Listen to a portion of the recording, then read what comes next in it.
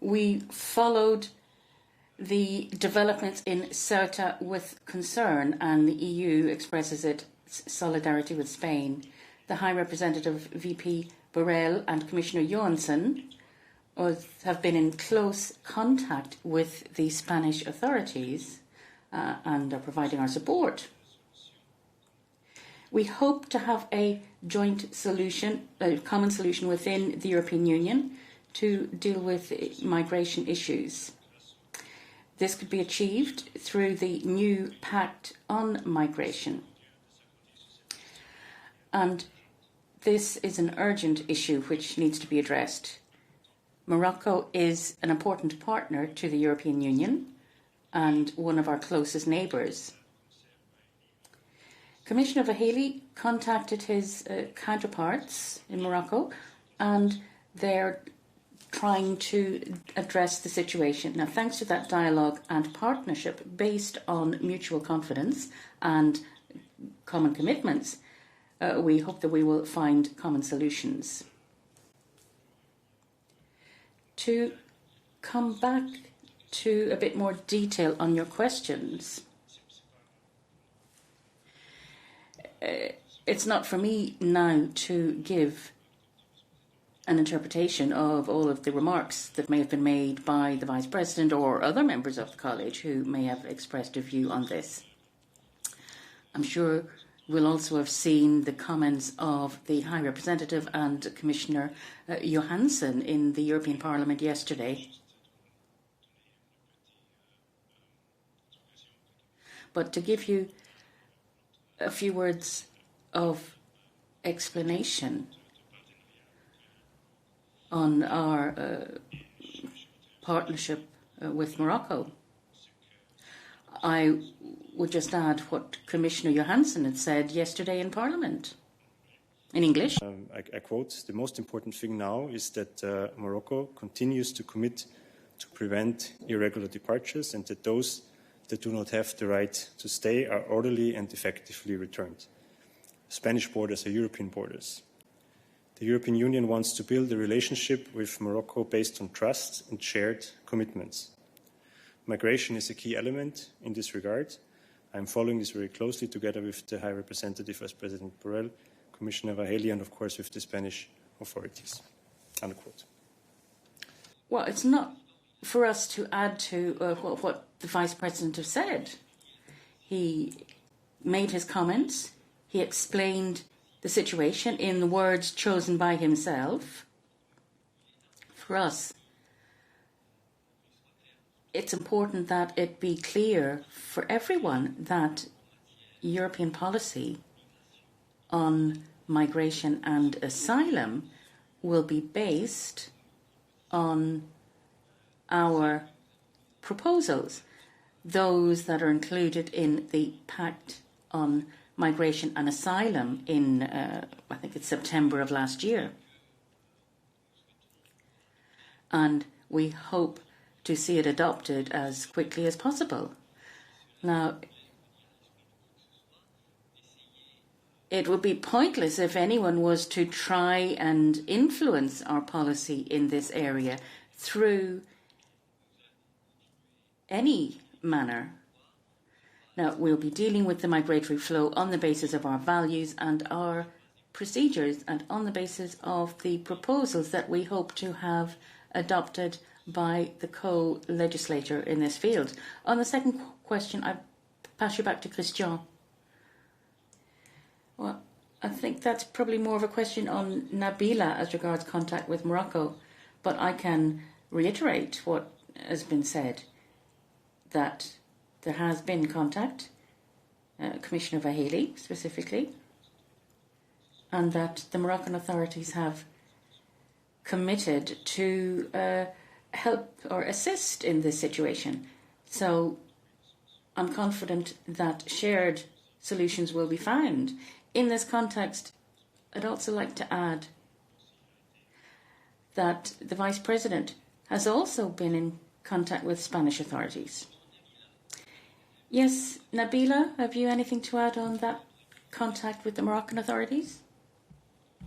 Oui, bonjour. Yes, good morning, Alain, well, as you said, in the statement to the press yesterday, we are concerned by developments in Ceuta and the flow, the arrivals. It's not just a Spanish problem, it's an EU problem, and the High Representative recalled that in his comments during the press conference. Now, we continue to be in contact with the Moroccan authorities, and Commissioner Vahili has been in contact with the authorities in Morocco as well, but the High Representative is also in contact with the Spanish authorities. As you know, the Moroccan citizens are arriving, they're risking their lives. The flow, they continue to be arrivals yesterday. A lot of them are minors, and the EU considers that this is a serious issue which requires coordination, close cooperation and a shared response with Morocco, because this is an urgent matter both for the EU and Morocco, and as a good partner we need to quickly find a solution in the interest of both parties, and also particularly in the interest of those individuals who cross the border in these dangerous conditions. That's all that I can say at this stage on the discussions and to respond to your question. Thank you. On Western Sahara, the EU position remains unchanged. The EU calls for a quick resumption of negotiations under the United Nations leadership to find a just, lasting and mutually acceptable political solution in compliance with the relevant resolutions of the Security Council of the United Nations, in particular the UN Security Council Resolution 2548, adopted on the 30th of October 2020. And the EU looks, of course, forward to the appointment of the new personal envoy of the Secretary General in order to pursue the political process. I leave the floor to Christian for the rest. On your second question related to smugglers, I pass the floor to Christian. Yeah, look, what I can say on this is that the prices of, I mean, of course you're right now that breaking the business models of the smugglers, this is of course a very important goal that we're pursuing for quite a while, and also in the context of the new pact. The prices of migrant smuggling depend on various factors. For example, in the 2020 annual report from the Europol's European Migrant Smuggling Center, prices, well, okay, I'm not going to go into the prices, but the prices are mentioned for the Western African route, and these costs depend on services that smuggling operation covers, which can include provision of fraudulent documents, transport, use of safe houses, etc. It may depend on risks that smugglers run during operations, as well as other facts such as measures containing the pandemic. So also the pandemic might play a role in this context. In any case, this is an important objective, of course, that we're working towards to make the business model of migrant smuggling, to break this business model. On your other question on the EU solidarity for Italy, indeed, we have confirmed this to some of your colleagues, and I can also confirm this here that Ireland has agreed to take 10 people in the context of relocation efforts from Italy, and that contacts are ongoing with other member states, and we of course call on member states to show solidarity with Italy.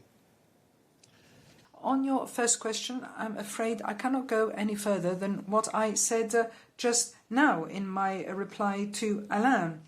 The main point here is to make it abundantly clear that our migration policy shall not depend on any pressure that people might wish to bring to bear on the European Union.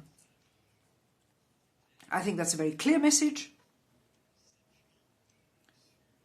And it's a message that is based on what we've already done in this area in the past, namely implement our policy using the instruments that we have. And this is reflected in the proposals that we tabled on the new migration pact, new pact for migration and asylum. And then for the second question, I'll ask Christian if he's got any answers. Merci, David. Yes, thank you, David. Well, I don't have any information on what you've asked. Sorry, I know you're on CIST, but I will repeat my position. It is not up to us to explain what reasons might have led certain countries to act in a way or another. It's not up to us to do this. Certainly not me here in the podium. But what is quite clear, any policies that might be followed by all and sundry are all well and good, but our migration and asylum policy will not be influenced by such events. And that's what's important. I mean, you might say that some countries obtained what they wanted. Well, it's your right to think that. But what I see is that the European Union, especially when you talk about relations with Turkey, the European Union has come up with a very clear roadmap vis-à-vis Turkey. This roadmap was discussed at the European Council level and it is being implemented. So that's what is important. That's what we, from our point of view, need to reiterate. Morocco is the second largest beneficiary of EU support when it comes to cooperation on migration from the southern neighbourhood partners. We have a total of 346 million to date in projects and programmes.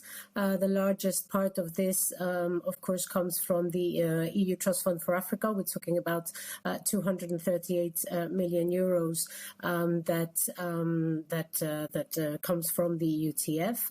And maybe just to precise that this also includes 101.7 million euro program that was launched of budget support at the end of 2019. And this was to help both the Ministry of Interior in the fight against migrant smuggling, but also to help meet the needs of vulnerable migrants in Morocco. So this is the cooperation portfolio that we have with Morocco. Thank you.